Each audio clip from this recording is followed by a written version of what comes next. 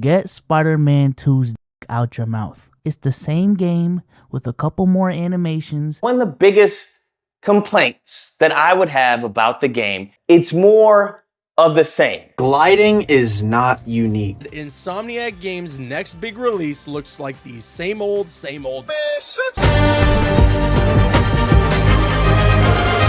Complaints are surfacing about Spider-Man 2 right now, and they honestly make no sense. People are either nitpicking things that don't really matter, or they are straight up lying. I wanted to take a look at some of the main complaints I've seen or heard and explain why these arguments are about as solid as high school toilet paper, starting with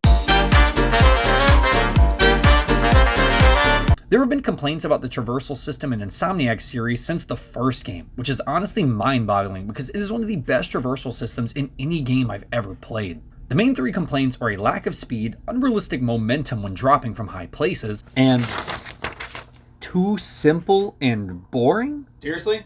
Is this for real? There were also concerns for the new mechanics added to the game. With the slingshot and the wingsuits, people really saw this and said, I don't know man, looks pretty mid. As far as speed is concerned, the devs have confirmed that the wingsuits and web swinging are completely integrated, and utilizing both can get you moving at speeds 2 to 3 times that of the original game. Being able to utilize wind tunnels and launch points are revolutionary for the traversal system. Not only does it give players the speed they were hoping for, but there is also a new momentum system in play. You get those speeds if you are using and mixing both webs and wings. If you become too reliant on one, you will gradually lose speed. It also gives plenty of incentive not to only use one method of travel instead of intermingling the two. And for anyone who says the traversal and Insomniac games are too simple and boring, then you must be the kind of person whose idea of art is paint by numbers. Do you simply lack the creativity to do anything with the tools given to you? If someone tells you that the traversal in Spider-Man or Miles Morales is boring, their gameplay has to look like this.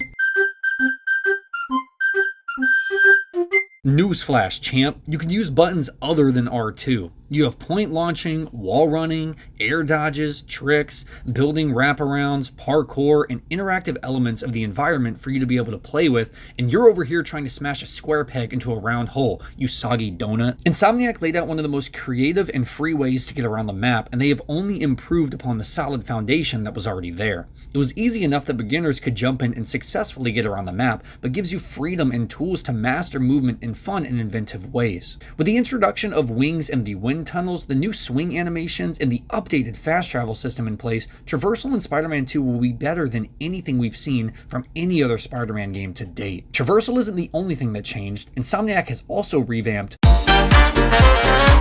Anytime I hear someone whine about the combat, it's the same brain-dead take. The combat is exactly the same, just with a few new animations added to it. There is absolutely no way that you can say the combat is the same as the first two games. That argument literally has no legs to stand on. The first few games had your basic punches and kicks, aerial moves, and a wheel of gadgets to choose from, and you could perform finishers if you built up enough progress in your focus bar. They've kept some of the bare bones the same, but there is so much more to that they have added that heightens the combat experience. They have improved environmental combat in the game. You are now able to throw enemies into walls for added stun, and they have added gadgets that allow for more maneuverability in engagements. We have 2 new attack wheels, one for access to gadgets and one to access for the Venom abilities, Symbiote for Peter and Strike for Miles. The devs have confirmed that these are quick wheels too, which means you can customize your gadget build to the best of your playstyle without having to open up a menu and select which gadgets you want to use. With having access to the Venom symbiote, we are given a new, more aggressive style of combat.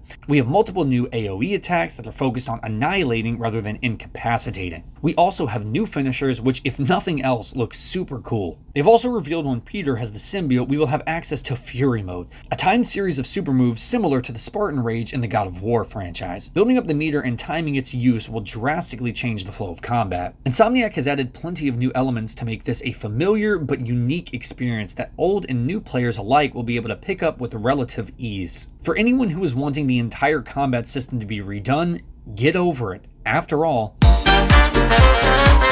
I think people have forgotten what sequels really are. As much as I love God of War 2018, it set an unhealthy and unattainable expectation from people when it comes to modern day sequels. Not every video game sequel is going to reinvent the wheel. Good sequels take the base of what made the original so enjoyable and well received and builds on top of that while adding a new story and characters while polishing up the gameplay to meet requirements to new systems. Take a look at some games people call the best sequels of all time. God of War 3 plays very similar to God of War 1 and 2. Uncharted 2 has a better story and is larger in scale, while the gameplay itself is just punch, shoot, and find cover, exactly like Uncharted 1. For years, people have praised the Pokemon games, which have only just started to evolve in the last 3 years or so. Dead Space 2, BioShock 2, Assassin's Creed 2, and Super Mario Galaxy 2, just to name a few, are highly regarded despite being very similar to their predecessors. Modern games have gotten a bad rap recently for not being the next step in innovation for gaming as a whole. True innovation takes time. We can't have every single game revolutionize gaming, and companies shouldn't be punished just because they aren't reshaping reality to meet impossible ideas. Now, this isn't me saying that we shouldn't strive for innovation or that we need to settle for mediocrity. But not every game is going to be a paradigm shift for the industry, and if a game as incredible as Spiderman comes out and its sequel is at the very least just as good, that shouldn't be a sign to grab the pitchforks and torches and burn down PlayStation Studios. A lot of people are ignoring the green flags that Insomniac is waving. People complained about swinging speed, so they made it faster. Others had a problem with the side missions in the first game, so they have reworked how you interact with those missions and the world as a whole.